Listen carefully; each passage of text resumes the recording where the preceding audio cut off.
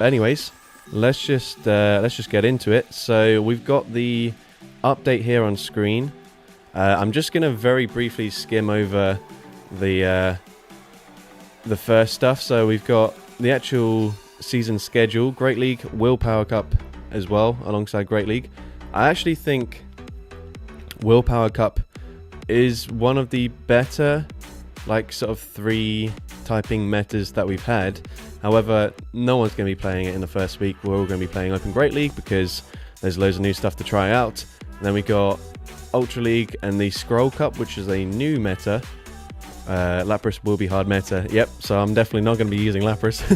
I'll tell you that for sure. But we got the Scroll Cup, which is almost the same as the Willpower Cup, actually. Just water types instead of Psychic. So I don't know why we've got the Willpower Cup and the Scroll Cup back to back, and then another Scroll Cup. I feel like that will feel quite repetitive quite quickly. And we're doing another thing where we've got the same Great League Cup back to back with Ultra League and Master League, so I'm not so keen on that. I'll just skip through this stuff. We got Master Premier alongside Great League, so probably not going to see much interest there. We got the Spring Cup for 2 weeks in a row. Again, not a fan of the 2 weeks in a row limited metas with Ultra League and Master League, because realistically, by the time we get to the Master League one, loads of people can't afford to play in the Master League, and they're just tired of this limited cup that we've just played already for a week. So again, not really great. But then we've got Great League Remix, and I don't mind this being around for 2 weeks. Although, weirdly, it's alongside the Open Great League this time, so don't really understand the logic there. We then got Retro Cup. I don't mind this, though, having Retro Cup as just a singular week next to the Master League. I think that is probably the better way to do it. And then we got Catch Cup alongside Open Great League, so that's fine. If you don't want to do Catch Cup, you can just do Open Great League and then finishing with all 3 leagues. I think it's alright. We've got 1 new cup. I don't know how it's going to play necessarily, but I'm just going to skip over this stuff because no one really cares. Spoink as an encounter is actually quite interesting, because we will see, and also Lapras as an encounter, we will see some pretty significant buffs to Spoink and Lapras there. But anyways, we got a new pose. I don't care about the poses at all, so we're going to skip that. Gardevoir is banned for the Willpower Cup. I think last time it was like meant to be banned, and then they accidentally unbanned it, or they didn't announce it was banned or something. I can't really remember. And then Primarina banned for the Scroll Cup. I'll be honest, I'm a bit disappointed that Azumarill isn't banned for this. I know Primarina is obviously a Charm user, and you guys know, not a fan of Charm, so that is great that Primarina's banned. Same with Gardevoir, actually. I love that they're banning Charmers, but at the same time, I feel like Azumarill is just going to be pretty dominant, with obviously beating all the fighting types, beating all the dark types.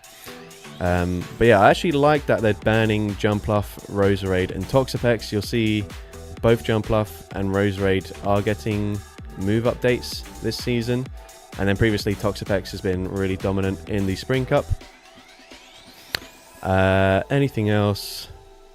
Not really interesting. But anyways, we're going to get to the charge and fast move changes, and then the move availability updates, and then we're going to look at what I think are some cool picks for next season that are getting buffed that realistically not many other people are going to be focusing on. But anyways, we've got Psyshock first, which is going to get an energy cost decreased. I really do hate that they never specify how much it's decreasing. It is very likely to just be by 5 energy. I can't really imagine them doing a 10 energy decrease for Psyshock, but either way, it would just be nice to tell people that ahead of time. And then same here, like, this is like so vague. Dazzling Gleam, Trainer Battles 110 to 90, so obviously that's quite a significant decrease in the actual damage, but energy cost decreased with a significant change there. Like, how are we supposed to know how much that's going to go down by? Is it going to go down to like 50? I think 50 is probably an appropriate amount. If it's not down to, say, 50, then it's probably not going to be that great. But anyways, Aqua Jet going to deal 70 power instead of 45. That is a huge buff. By the way, Aqua Jet used to be one of the worst moves in the game. I think same stats as like Twister, 45 energy, 45 damage. Now it's 70 damage. And again, being really vague with the energy cost, is probably going down to 40. I think it would be quite busted if it did go down to 35. That would be like a Leaf Blade clone. So yeah, I don't imagine they'll do that. Dynamic Punch, energy cost decreased. Again, I guess probably by 5. But it would just be nice for them to tell this stuff. Like, this is one of the things I think is why it's so difficult to get into PvP. You have to look for external sources to find out how much energy any move is in the game, because there's no values within the game that tell you anything to do with that. You can only see the damage values for both fast moves and charge moves, which I think is just really stupid. But anyways, we've got Sludge here. Home Slice Henry saying Sludge and Aqua Jet will be 70-40. Yeah, I mean, yeah, I don't imagine there'd be 35, so I guess that is the only other option for them, unless they started doing non-multiples of 5s. We got Hex here, which is actually getting 2 changes. We got dealing 1 more damage and energy generation increased, and again, probably just by 1. But still, that is a really nice buff. Obviously, Astonish buffed last season, so that's going to be nice, so that there's not too big of a gap between, say, your Astonish and your Shadow Claw users versus Pokemon that are stuck with only Hex. No current moves are 70 and 40, interestingly. I did not know that. That is, well, I guess that's cool to see. We've also got, oh, I've skipped over Acrobatics there. Acrobatics, energy cost decreased. Realistically, only really going to impact Jumpluff, maybe Emolga. Actually, yeah, probably would help Emolga. Oh yeah, because we'll go into this when we get to it. But yeah, you will see Discharge also getting a change, so maybe that would be the preferred moveset for Emolga. But anyways, again, probably just by 5. We got Air Cutter getting a drastic change here, so it's no longer going to be 60 damage, instead 45. It's going to cost less energy. This would be one where I'm hoping it's going to be quite a significant decrease in energy cost, because it's already an awful move, and if you're obviously decreasing the power by 15, then you're going to need to decrease the energy by like a considerable amount. And then it's also got a chance to increase the user's attack by 1 stage. So realistically, not too many Pokemon have this move that are going to be any good. You've got like Golbat, I guess, is a decent option, like Pidgeotto.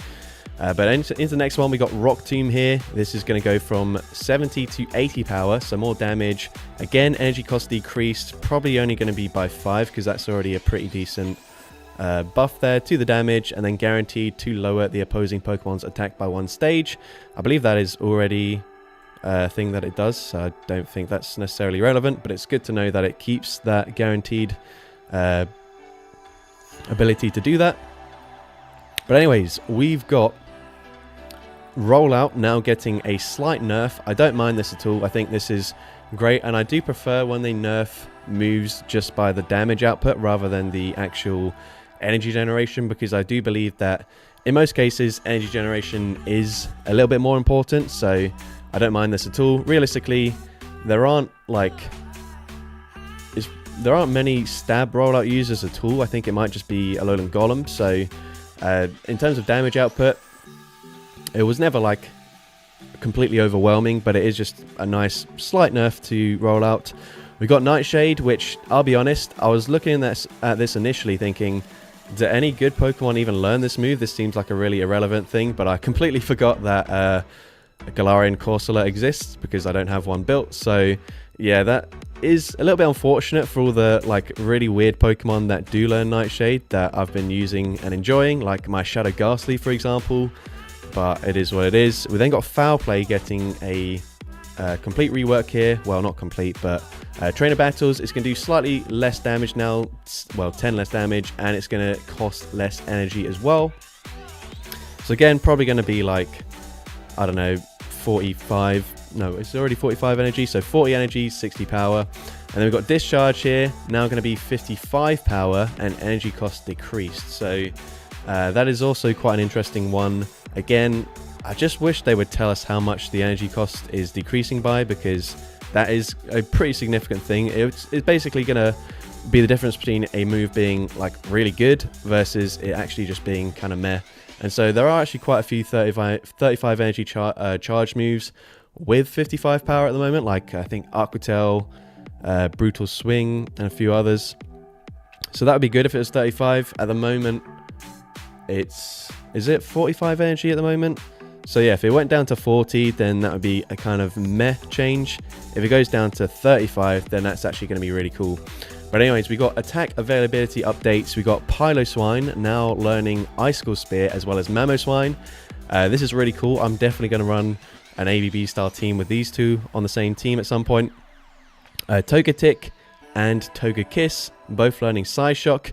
I'm not going to do an ABB style team with Togekiss because I just don't like it at all. But that's cool for Togetic. We got Reuniclus also learning Psyshock. I am absolutely going to be doing a team with Reuniclus, Solosis, and Duosion together because that is going to be really cool. We got Bruxish now learning Psyshock. I think Psychic Fangs is still probably the preferred moveset for it, but it depends on how you want to play it. We got Venomoth learning Psywave. This is really cool. I have a shiny Shadow Venomoth, and I used to really like using it before the Poison Fang nerf, which of course now means that it's like 4 confusions to a Poison Fang, which isn't really ideal. We got Lapras, as mentioned by a few people in chat already, getting Psywave, and it will also learn another move later on, which we'll see. But Psywave, really good fast move. Grumpig also getting Psywave, and that is quite a significant buff for Grumpig because at the moment it's just completely useless. We got Swift on Furret, Linoon, and Drampa. I'm really excited for Drampa because I've used this Pokemon. It's not very good, and just having a 35 energy charge move, stab charge move as well, is really going to help it out. And then Grumpig again getting Dynamic Punch, Dusknoir getting Dynamic Punch, and that's actually pretty significant for it because it just doesn't really have great coverage, like against Dark types, for example. You've got obviously Ghost moves, you've got Psychic and Dark Pulse, so Dynamic Punch is actually going to be huge for it. And then obviously having access to both Hex, which is getting buffed this season, and Astonish as fast moves, as well as having Shadow Punch, Dusknoir could be a very strong pick. And then Lapras getting Sparkling Aria as a charge move. I might be wrong, but I feel like they've done this mistake before. Isn't Sparkling Aria actually a water move that they gave to what's the Pokemon called? Primarina during its community day, and it's just like a worse Hydro Cannon. So I don't think it is actually a fairy move. So either way, keeping up with the mistake there. We've got Sableye getting Dazzling Gleam, which again, we don't know exactly how much energy decrease Dazzling Gleam will get. So it's hard to tell how significant that will be, but it is interesting. Obviously, Foul Play getting changed for Sableye means that Sableye will probably play quite differently to how it used to play. And Power Gem's still a great move, Return's still a great move. So really, to be honest, like it doesn't really matter too much about how Dazzling Gleam changes. Sableye is still going to be very good next season. We got Rabombi getting Charm, so we'll just skip over that because that sucks. We're going to get Blastoise here now learning Rollouts. We got Weezing, and this is really cool because I have a Hundo Shadow Kanto Weezing, which I'll be honest, I'm a little bit depressed that I evolved my Hundo Shadow Coughing, and then we had obviously that event fairly recently where you could evolve it into the Galarian form. So I'm just stuck with this previously completely useless 100% Shadow Kanto Weezing powered up for the Ultra League, but now having Rollout is going to make it certainly a lot better. We got Welmer and Waylord getting Rollout, which is cool. We got Glalie also learning Rollout, so a lot of these round boys learning Rollout makes sense as they can roll. We got Credilli learning Rock Tomb, which is going to be a pretty cool update. Obviously, we got Rock Slide getting nerfed a few seasons ago, so Credilli not as good as it used to be. In terms of typing, it's like Grass and Rock don't they don't like have many resistances. They still have like a lot of weaknesses, but offensively, it's actually pretty good. They didn't give rollout to Coughing. Yeah, that is unfortunate. However, you will see Coughing does have Sludge, which is at least getting a buff this season. We got Swampert here, learning Sludge, which is cool for Swampert. We got Swallow also learning Sludge, Dragalge learning Sludge Bomb, which is a little bit less exciting. I think Sludge would have been cooler just because it obviously gets there a bit faster. Roserade getting Poison Sting, that is actually really cool because obviously having Fire Weather Ball getting there in 4 fast moves and then having like endless possibilities with either Leaf Storm or Grass Knot if you want to play it safer, or even like Solar Beam or Dazzling Gleam or Sludge Bomb. So many opportunities with that really fast Poison Sting energy generation. We got a few Pokemon learning Trailblaze, Farret, Linoon, and Florages. And Florages is pretty significant because it's a pretty good non-legendary Pokemon for the Master League. Currently does have grass coverage in Petal Blizzard, but that's a pretty meh move, so Trailblaze is definitely going to be a big upgrade. Mightyena learning Sucker Punch is really cool because obviously Sucker Punch, a great fast move. It is what Counter used to be, but obviously as the dark typing. Mightyena previously stuck with Bite and then all of the elemental fangs, which are actually pretty good this season. Like, I've enjoyed using Mightyena, but Sucker Punch is definitely going to be better. And then Belly Bolt with Sucker Punch and Bombardier running Sucker Punch as well, so pretty cool.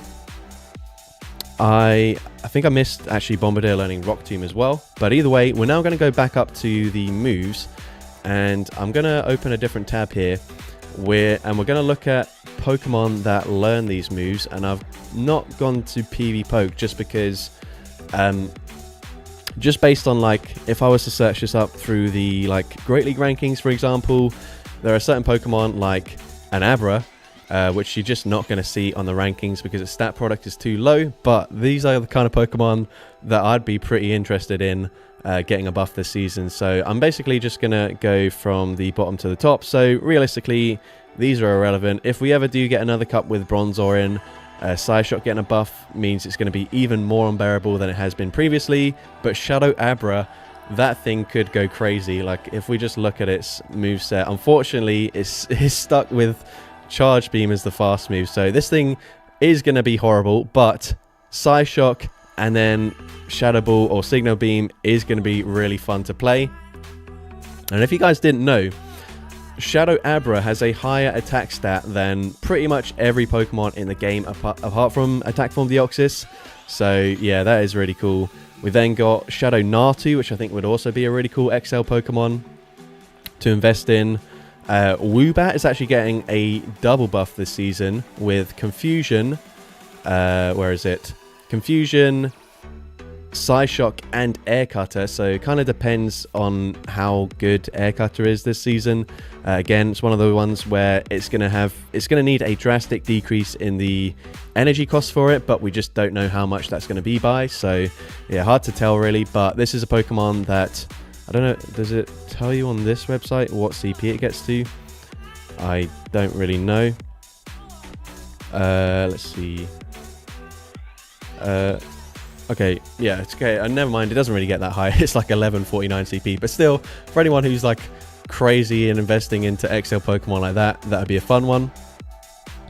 We got Colossus, which I'm really excited for. I'm still waiting because I don't really have a good Shadow Colossus to power up. I could do a regular one, but I'm kind of waiting on a good Shadow Colossus. But again, another one with Psyshock, which would be really fun. Unfortunately, kind of getting nerfed at the same time because it is also... well, secondary move is Nightshade, which obviously getting a nerf this season, but that's fine. Smoochum, which I just invested in, really going to be fun with Psyshock now. Slowpoke, both forms, going to be very fun there as well. We got Metang, which is kind of good in certain limited metas. My 100% IV Legacy Shadow Hypno with Psyshock is going to be absolutely awesome for the Ultra League, and I can't wait to use that. Duosion as well, pretty good. Chimecho going to be fairly decent as well now. And then Armarouge is another one that I'm really looking forward to. So that's going to be great. We are going to go and have a look at Dazzling Gleam next to see what Pokemon learn this move. Alright, Dazzling Gleam. Scroll down to the bottom. Right. Okay, there's actually a lot of Pokemon that learn this move, apparently. Alright, so realistically, these first few are kind of irrelevant. Cutiefly, maybe if I bring back like the smallest theme team ever, could be a contender there. I think it just barely reaches 1000 CP, so it's not going to be particularly good. But Morlul, maybe a decent XL Pokemon. Shadow Snubbull could be pretty good with Dazzling Gleam being less energy. I think it's got like Tackle, Brick Break, and Dazzling Gleam. That could be a decent option. Flabébé, I've got Flabébé built as well, and Dazzling Gleam costing less energy is going to be very nice. Jumpluff obviously already pretty meta. Doesn't even run Dazzling Gleam.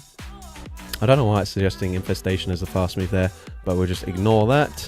Togetic is going to be pretty good now with Psyshock, gaining access to that and having Dazzling Gleam, which is going to cost less energy. And then you've also got Aerial Ace and Ancient Power as like coverage moves. Let's just see. Kadabra, if Dazzling Gleam becomes like 50 energy or less, then that will be Kadabra's, I think, cheapest energy charged move. Let's see. Yeah, because it's got Psybeam, Shadow Ball, and Dazzling Gleam. Honestly, Dazzling Gleam could be... I mean, I'm not going to say huge for Shadow Kadabra, because realistically it's still an absolutely awful Pokemon. But being its cheapest energy charge move, that is a decent buff for it as well. And obviously Dazzling Gleam being great coverage for dark types. So that's a really cool one. Banette as well, similar. If it's 50 energy, then it's going to cost less than a Shadow Ball. So that would be really cool. And then Ribombee as well. That would probably be Ribombee's cheapest move if it goes down to 50. It's got, well, I guess Draining Kiss is just an awful move. Bug Buzz as well. So that would be decent for Ribombee. Obviously getting Fairy Charm this season, but don't really care about that. That's not really going to impact it too much. Miss Magius as well. That'd be great. It's got Sucker Punch and Psywave for fast moves. And then, yeah, if it does become 50, then it'll be similar energy to Dark Pulse. However, of course, being probably better coverage for it. So I think that'd be a great buff there. And then let's see as well. We've got Jirachi, Celebi, and Mew all learning Dazzling Gleam. So that could be good for like a certain theme team. Roserade, I mentioned already, getting like the buff with Poison Sting, and then having access to a bunch of different charge moves that you could go for. Goldengo, having Hex and Dazzling Gleam, that could be pretty interesting. Obviously, it does have Astonish, which at the moment is the preferred moveset just because it deals more damage. But again, it's a Pokemon that has sort of higher energy costing charge moves, so maybe you would want to run Hex with it. I actually don't have this Pokemon because you have to... I don't even know how you obtain it, to be honest. So, yeah, unfortunately, I don't have that. Alakazam could be decent as well there, but still, like, the counter nerf kind of hinders it a bit there. The Tapus, I don't think it's really going to matter too much. Maybe the incarnate form of Enamorus going to do well there, but I think it's current sort of coverage moves with Fly and Energy Ball or Grass Knot, whichever grass move it's got is pretty good. And then Circuitry as well. Not that anyone really runs this Pokemon, but it's kind of cool coverage. Power probably better for like the Ultra League, and if you've got a Great League one, then that's really cool because that's super rare. But I think Dazzling Gleam, if anyone's brave enough to build one for the Master League, is going to be great, obviously, because there are a lot of Pokemon that are weak to Fairy in the Master League. But next we got Aqua Jet. So let's just go back up to the top here. Oops. Aqua Jet. So Shadow Carvana. So if we do ever get the Little Cup coming back, Aqua Jet would be very cool for this Pokemon. But we'll just skip over that because who really cares about the Little Cup anyways. A lot of Little Cup Pokemon. Kabuto, something that I've got built, so that would be nice. But it's probably still not going to be great. Dugong having Aqua Jet as well. This Pokemon does not need a buff. It's already got great moves here. And Draw Run is still great coverage, so I don't know if Aqua Jet's necessarily going to be the preferred move, but it would probably be its cheapest move if it does go down to 40.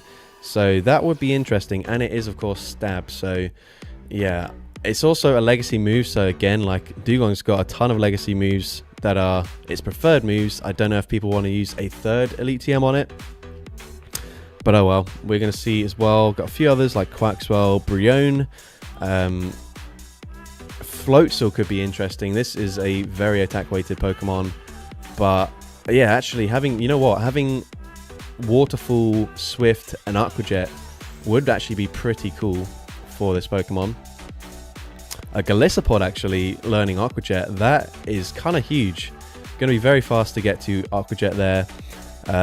Same pacing as like Aerial Ace and X-Scissor, so actually that could be very good for Golisopod.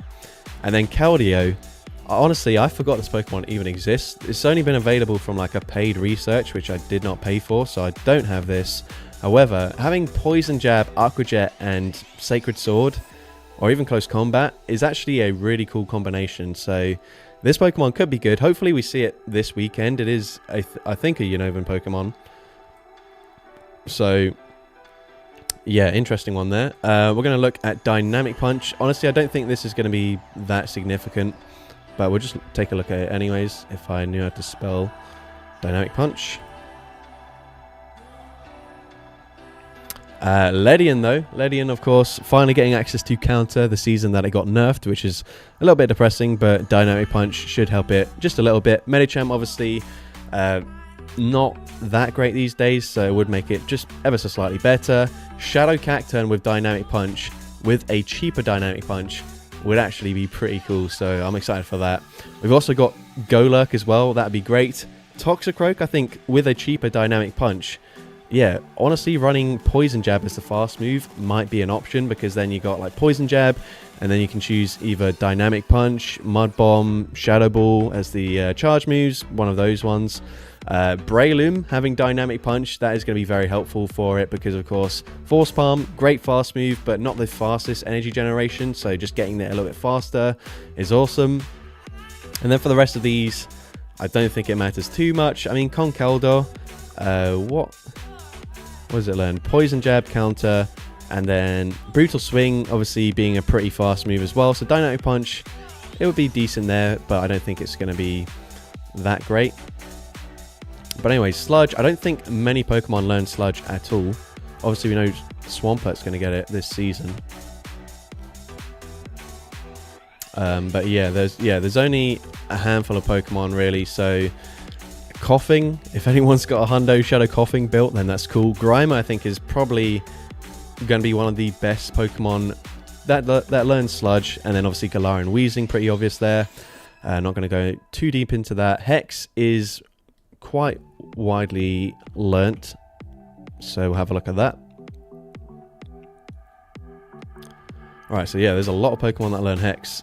Frillish, that's going to be a cool one. I've already got that built. Frillish is also technically getting nerfed as well, because Nightshade is getting a slight nerf, but Hex could help it sort of even that out.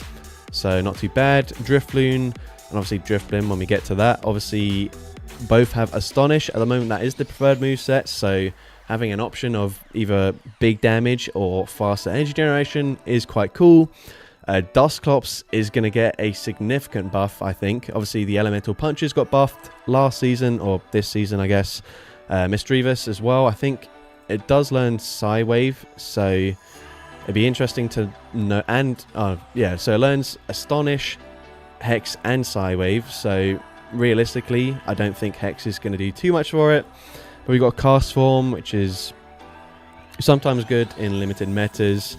Alola Marowak could be good with Hex. Frostlass, you probably still want Powder Snow, but if Hex does become much better, then that would be interesting.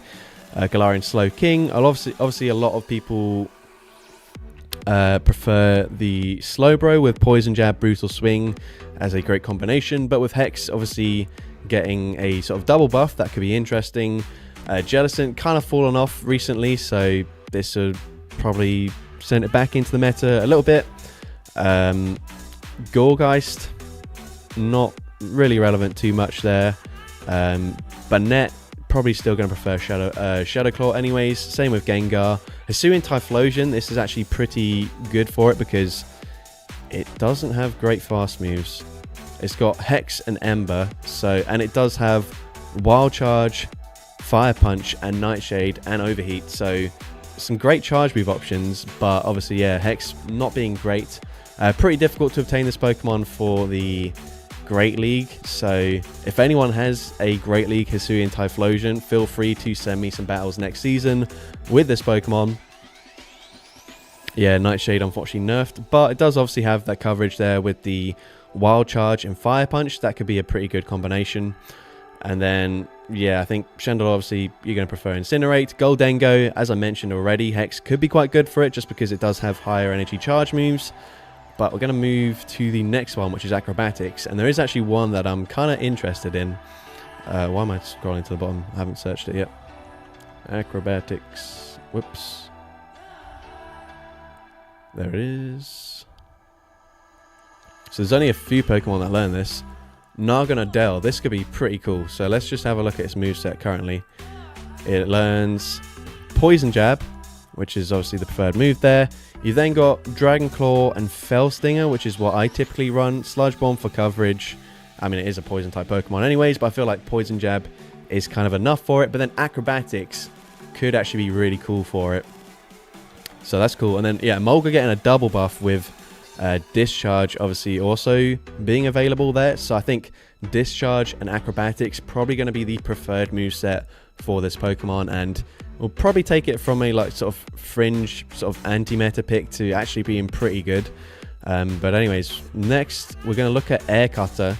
This is a pretty interesting one because at the moment this is one of the worst moves in the game. But I mean, realistically, there aren't that many Pokemon that are any good that learn it anyways, so we'll just ignore all of these little birds. I mentioned Woobat already. I don't think it's actually going to be that relevant. Pidgeotto, I've got one built, but it's got Return currently, so obviously Wing Attack did get nerfed. Farfetch'd, if anyone has this, actually might be pretty good for it. With Fury Cutter, Leaf Blade, and Air Cutter, that could be pretty interesting. Beautifly, Golbat is probably the only sort of really relevant one there. So depending on how good this is, having a flying charge move could actually be pretty useful for it. All of the Oricorio, I'm pretty sure, like regardless of the typing, they only learn, yeah, they only learn flying moves anyway. So this is good for it, but they kind of need some sort of actual coverage moves based on the typings that they have for them to actually be any good. And as well, I think they're all stuck with Air Slash anyway, so it doesn't really make a difference there. Dodrio—it's got the choice of like Steel Wing and Feint Attack for fast moves, so it doesn't really help it too much there. Sigilyph again, a lot of these have Air Slash as their fast move option, so I don't think Air Cut is really going to make much of a difference. But yeah, we got Rock Tomb. And quite a lot of people, quite a lot of Pokemon do learn this actually. So let's have a look to see what spice options we could potentially build this season. Okay, yeah, we've got more than 50. I'll just go to 200. All right, so Shadow Diglett, probably not going to be that meta relevant. Galarian Yamask. This was actually really good in one of the recent Little Cup metas that we had. So. And actually, it does get to like, let's see what CP it goes to. If it says, it gets to like 1100 CP, not that bad. But yeah, its moveset is actually, I guess Nightshade getting nerfed, so it doesn't help it too much, but still kind of interesting. What else? We got Rockruff, Shieldon, who cares? Spinder, this is actually a pretty cool one. So Spinder, having access to Sucker Punch or Psycho Cut for fast moves, and then Icy Wind and Rock Tomb as charge moves. That's actually a pretty cool one. Sandshrew as well, that's great.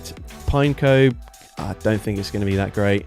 Hippopotas, actually, since I have one built, it did get like a double nerf recently with Body Slam and Dig, so Rock Tomb could be quite useful for it. Timber, I mean, if Pound's its best fast move, then it's, yeah, Pound and Low Kick. That's, even though it does get to about 1500 CP, that's kind of irrelevant. Dwebble, Rock Tomb. I do actually run Rock Tomb on my Dwebble, so that'd be cool. And then Kabuto, actually, Kabuto getting a double buff this season with Aqua Jet and Rock Tomb getting buffed. So maybe this is a bit of a sleeper build. But anyways, we got Drillbur. That is actually really cool. Bonsly, which is cool as well. Geodude, both Geodudes, kind of cool as well. We got Aron, probably needs a better fast move there. Omanyte. There's actually like a ton of Pokemon with this move. Claydol, obviously, you know, Claydol's got like every single charge move that's ever existed. So having access to Rock Tomb is quite good. Spiritomb with Rock Tomb is going to be cool. Shadow Pignite for anyone who's got this thing built. I don't think it's stuck with like Ember and Tackle, but still, it's kind of interesting. Good spot there. We got Macargo, which is probably going to be quite annoying with Rock Tomb, actually, now that I'm thinking about it. Fortress, Gumshoe's going to be kind of irrelevant there with Bite. Runarigus with Rock Tomb could actually be pretty good. Sandslash as well, maybe. Sudowoodo, maybe you would run it, actually, I don't know. It depends on how sort of cheap Rock Tomb does actually get in terms of energy cost. Because if it's still like 55 energy, then it's not going to really matter too much. But yeah, that's a pretty interesting one there. We got Nightshade. I mean, realistically, it's a nerf anyway, so... roll out first. It's a nerf, so... And then we've seen already it's going to be added to a bunch of different Pokemon here, so we'll just skip over both of those, because it doesn't really matter too much. Foul Play is an interesting one. Foul Play. Yeah, I don't know what these recommended fast moves are on this website. It seems like they're all wrong, so I wouldn't worry about that. This is obviously like not even related to PvP anyways. I'm using this because it's showing all of the Pokemon that learn these moves rather than just Pokemon that have like a ranking in the Go Battle League, because for example some of the spicy stuff that I'd like to run just doesn't even have a ranking. So anyways, Foul Play, Phantump, probably not really that relevant. My Shadow Nuzleaf that I have built, that would be cool. Pumpkaboo as well. Foul Play could be pretty decent for it. Vullaby, Scraggy as well. Murkrow, if you have those built, pretty awesome. Sableye, obviously the sort of standout there for Foul Play. Klefki could be quite good. Persian, you just prefer Night Slash anyways, which is a legacy move though, so I mean, you shouldn't really run Persian anyways, but yeah, Foul Play going to be probably not that relevant anyways. Amoonguss is actually pretty good. Kecleon as well with Sucker Punch. Electrode, actually, wait. Yeah, Electrode actually getting a double buff there with Foul Play and Discharge costing less energy. Pretty interesting one there. Megas don't really make any difference there. Mandibuzz, probably going to be quite annoying actually. But I mean, no more annoying than Aerial Ace is right now, so I guess it's not that bad. Sneasel. Oranguru, you probably just prefer Brutal Swing. Yeah, Brutal Swing. Scrafty, that actually does help it out a fair bit. Berserker might actually consider running Foul Play now if it's its cheapest energy charge move.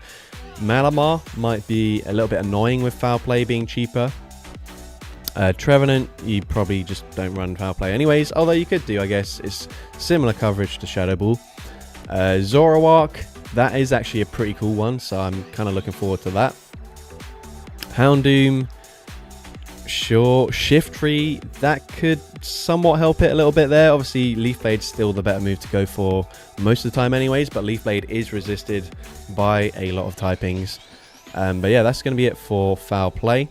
And then Discharge. Discharge actually going to be pretty significant, I think, in terms of like, if it does become a 35 energy charge move, I think this will be the first 35 energy electric move in the game. If it's 40 energy, then I don't think it's going to be that great, I'll be honest. But we got a bunch of Pokemon that are pretty irrelevant so far. I mean, you could build like XL Blitzel, XL Electrike, but they're not going to be particularly good. I mean, I've got several Pikachu built, so that's something. Joltik getting a buff there. Elekid getting a buff, although It depends if it is better than Thunder Punch or not. I guess that kind of we'll wait and see. We got Magnemite having its cheapest energy charge move now, which is actually really cool. Porygon, if anyone happens to have a quick attack Porygon, then this could actually be pretty cool with Discharge, which as well is a legacy move. We mentioned Emolga already. Minun could be kind of useful. Charger Bug, probably going to be one of the Pokemon that benefits the most from this. Dedenne probably would actually benefit from having a cheaper energy charge move. Obviously, having Parabolic Charge is alright for it if it does get the sort of buff to its defense, but I feel like it's pretty inconsistent. Discharge might just be a better move for it. We mentioned Electro just now. Stunfisk, probably gonna, yeah, it'll benefit from that, of course, and pretty relevant, I guess. Galvantula could be cool. Magneton as well. Pawmort, I don't know if you would run it over Wild Charge though. Bellybolt getting 2 buffs actually with learning Sucker Punch as well, so that could be interesting. And then Vikavolt, and then if anyone's got Xurkitree, then yeah, sure. Toxtricity, that could actually be good if it is very cheap, because at the moment you run, I think, like Power Up Punch and Wild Charge, and whilst Wild Charge obviously is still going to be a better move, for like these really glassy Pokemon, you don't necessarily always want to debuff your defense, so Discharge could be good for it there. And then yeah, that's pretty much it really. We've gone through all the sort of Pokemon that already learn these moves, and then these are obviously the move updates. Let me know in chat, what are you most excited to run next season based on what's getting buffed from this move update.